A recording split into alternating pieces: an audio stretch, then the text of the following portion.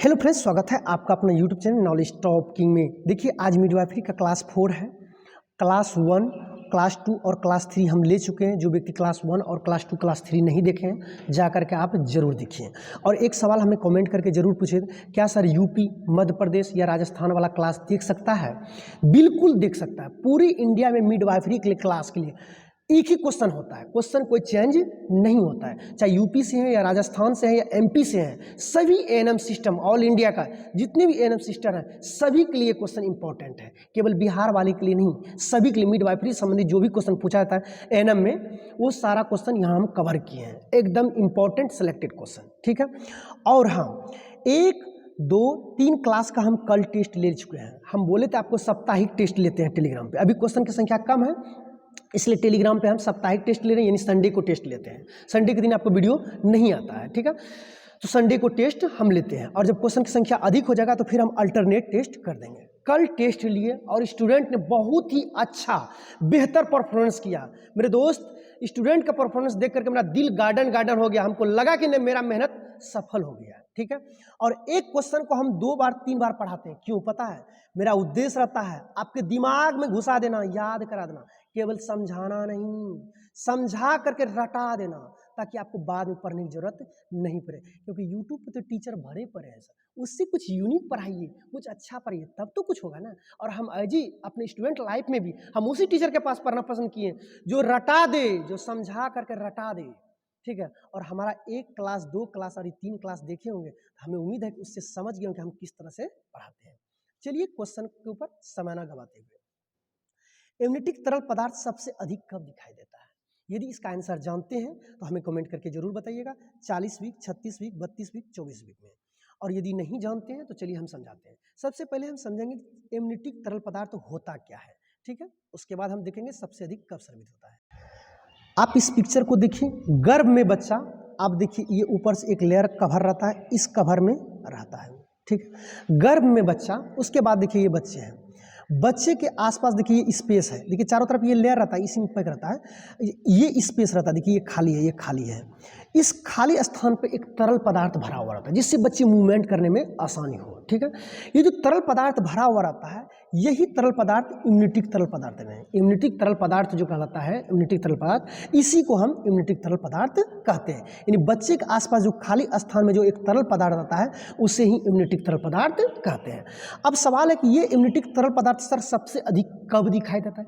जब 36 वीक होने लगता है ना, तो 36 वीक के आसपास जो है इम्यूनिटिक तरल पदार्थ, यानी ये स्पेस इस जगह खाली है, ये लेयर देखिए, ये लेयर है, इसके बाहर नहीं, इसके अंदर ये बच्चे है, बच्चे के अंदर देखिए खाली जगह है, ये खाली जगह पे तरल पदार्थ रहता है, जैसे इम्यूनिटिक तरल पदार्थ रहता है। ये तरल पदार्थ सबसे अधिक कब दिखाई देने लगता है? जब 36 वीक हो जाते हैं, तब जो है इम्यूनिटिक तरल पदार्थ सबसे अधिक मात्रा में दिखाई देने लगते हैं। हमें उम्मीद है इस क्वेश्चन को आप अच्छी तरह से समझ गए। तो इस क्वेश्चन का सवाल का जवाब क्या हो जाएगा? यानी इम्यूनिटिक तरल पदार्थ सबसे अधिक कब दिखाई देता? तो 36 वीक। आगे बढ़ते हैं। आगे सवाल है कि शिशु की पूर्ण अवस्था, शिशु की पूर्ण अवस्था का मतलब समझते हैं, डिलीवरी के लिए रेडी हो गया, तो शिशु की पूर्ण अवस्था जो माना गया है वो 40 वीक, यानी 280 दिन। अब आपका सवाल होगा मन में सर कि सर 40 वीक से पहले भी तो डिलीवरी हो जाता है, 40 वीक के बाद भी डिलीवरी हो जाता है। तो सुनिए, आप कहिएगा सर हम देखिए 37वें वीक में हो गया, 38वें वीक में हो जाता है, 39वें वीक में होता है, सर कैसे 40 वीक आप कह रहे हैं? सुनिए, 70% केसेस में देखा गया है कि डिलीवरी 40 वीक से पहले ही हो जाता है। 30% केसेस में देखा गया है कि डिलीवरी 40 वीक के बाद होता है। इसलिए इसका एक औसत एवरेज टाइम जो लिया गया है वो 40 वीक लिया गया है, ठीक है। तो इसका आंसर क्या हो जाएगा? 40 वीक। आगे है, गर्भावस्था में सबसे मुख्य परेशानी क्या होता है? गर्भावस्था में सबसे मुख्य परेशानी क्या होता है? यदि इसके बारे में आंसर आप जानते हैं तो हमें कमेंट करके जरूर बताइएगा। ABCD आपको दिया हुआ है। यदि आप नहीं जानते हैं तो इसका आंसर हम आपको बता देते हैं। इसका आंसर होगा UTI, यानी यूरिन ट्रैक इन्फेक्शन, ठीक है। अब यूरिन ट्रैक इन्फेक्शन होता कैसे, इसके बारे में हम आपको थोड़ा सा पिक्चर के माध्यम से समझाने का कोशिश करते हैं। देखिए इस पिक्चर को थोड़ा सा गौर से देखिए, ठीक है।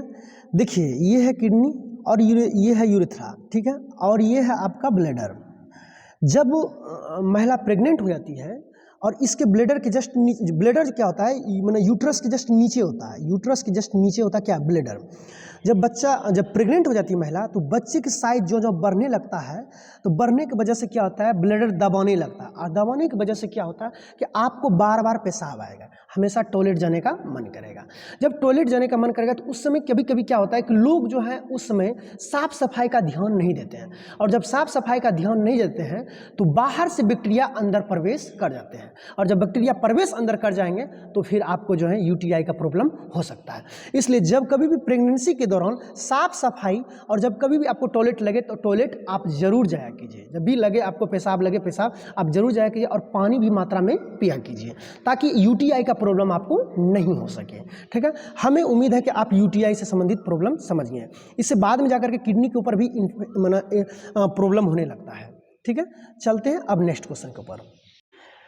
तो हमें उम्मीद है कि गर्भावस्था में सबसे मुख्य परेशानी क्या आता है, यूटीआई यानी यूरिन ट्रैक्ट इन्फेक्शन, यानी यूरिन संबंधित प्रॉब्लम, पेशाब संबंधित प्रॉब्लम। आगे बढ़ते हैं। गर्भावस्था में हीमोग्लोबिन होना चाहिए।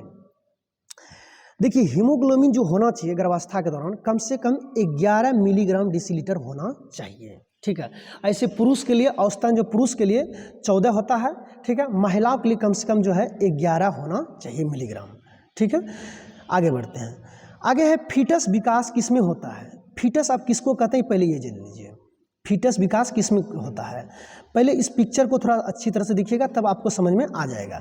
यदि फीटस के बारे में आप जानते हैं तो जरूर हमें कमेंट करके बताइएगा। ऑप्शन ए, बी, सी और आपको डी दिया हुआ है। ठीक है, चलते हैं आगे। देखिए, इस पिक्चर को आप आराम से देखिए और गौर से देखिए। ठीक है, जब बच्चा 3 महीनों से पहले का रहता है तो उसे इम्ब्रियो का दर्जा दिया जाता है, उसे इम्ब्रियो कहते हैं, और जब बच्चा 3 मंथ का हो जाता है तब उसे हम फीटस कहते हैं। समझ रहे बात को। तो वही कह रहा है कि फीटस कहाँ बनता है, तो फीटस आपका यूट्रस में बनता है। ठीक है, फीटस कहाँ तैयार होता है, तो यूट्रस में तैयार होता है। तो ध्यान रखिएगा, जब 3 महीने से पहले के बच्चा को हम इम्ब्रियो कहते हैं, और जब वो 3 महीने का बच्चा हो जाता है तो उसे हम क्या कहते हैं, फीटस की संज्ञा देते हैं। ठीक है, अब चलते हैं क्वेश्चन के ऊपर। तो आपका सवाल है कि फीटस का विकास किस में होता है, तो फीटस के विकास जो होता है वो यूट्रस में होता है। ठीक है, फीटस के विकास कहाँ होता है, यूट्रस में। आपको हम बताएं कि 3 मंथ से पहले के बच्चे को इम्ब्रियो कहते हैं, और जब वो 3 मंथ का बच्चा हो जाता है तो उस बच्चे को हम क्या कहते हैं, बच्चे नहीं कहते, उसे फीटस कहा जाता है। ठीक है, और उसका विकास कहाँ होता है, तो यूट्रस में होता है। आगे बढ़ते हैं, हम पिक्चर के साथ आपको दिखा दिए। आगे है प्रसव शुरू करने के लिए कौन सी दवाई दी जाती है, तो प्रसव शुरू करने के लिए एक दवाई पॉपुलर है, ऑक्सीटोसिन दिया जाता है। ठीक है, इसका जवाब क्या हो जाएगा, ऑप्शन नंबर डी। ठीक है, प्रसव शुरू करने के लिए कौन सी दवाई दी जाती है, ऑक्सीटोसिन दी जाती है, ऑक्सीटोसिन। आगे, वह स्थान जहां प्लेसेंटा का जन्म होता है। ठीक है, वह स्थान जहां प्लेसेंटा का जन्म होता है। तो इसका आंसर यदि आप जानते हैं तो हमें कमेंट करके जरूर बताइएगा, और यदि आप आंसर नहीं जानते हैं तो इसका आंसर जान लीजिए। इसका आंसर हो जाएगा कोरियोनिक फाउंडेशन। ठीक है, कोरियोनिक फाउंडेशन यानी ऑप्शन नंबर बी। प्लेसेंटा का जन्म कहाँ होता है, कोरियोनिक में। प्लेसेंटा का जन्म कहाँ होता है, कोरियोनिक में। प्लेसेंटा का जन्म कहाँ होता है, कोरियोनिक में, याद रखिए। ठीक है, कोरियोनिक, कोरियोनिक, कोरियोनिक। आगे बढ़ते हैं। आगे है डिंब के निषेचन सामान्यतः स्थल क्या है।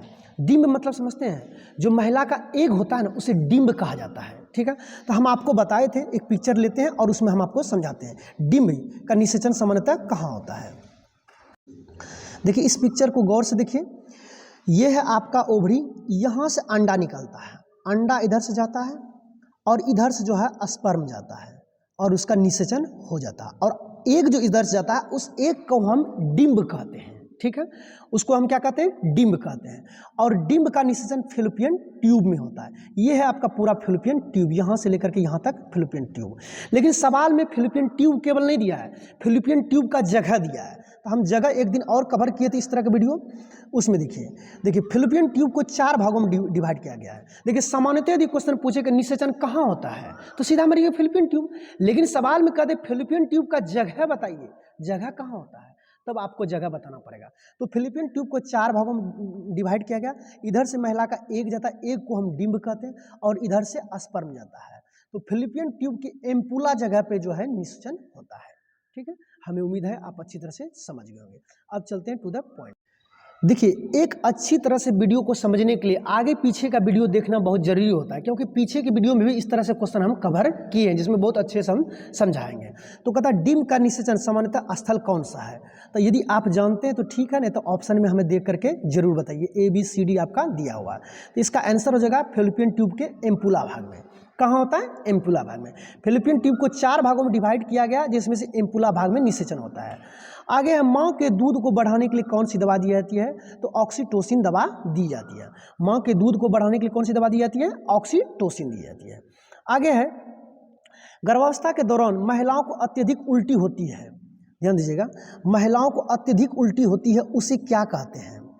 उसे क्या कहते हैं? हमें उम्मीद है कि आपको हो सकता है अधिकतर आंसर जो है मॉर्निंग सिकनेस दिए होंगे, जबकि मॉर्निंग सिकनेस नहीं होगा। देखिए, मॉर्निंग सिकनेस कब होता है सुन लीजिए। 12 सप्ताह तक जब सुबह सुबह मॉर्निंग में जगिएगा तो मॉर्निंग में ही अधिकतर उल्टी होता है और जी मिचलाता है, ठीक है। जब मॉर्निंग में आप जी मिचलाता है और उल्टी होता है तो उसे हम मॉर्निंग सिकनेस कहते हैं। लेकिन जब वो अत्यधिक हो जाता है, ज़्यादा होने लगता है, तो वो मॉर्निंग सिकनेस नहीं रहता है, तब उसका नाम दूसरा हो जाता है। उसे हम HG कहते हैं, यानी हाइपर इमिसिस कहते हैं। हाइपर इमिसिस का मतलब होता है ग्रीविडेरम।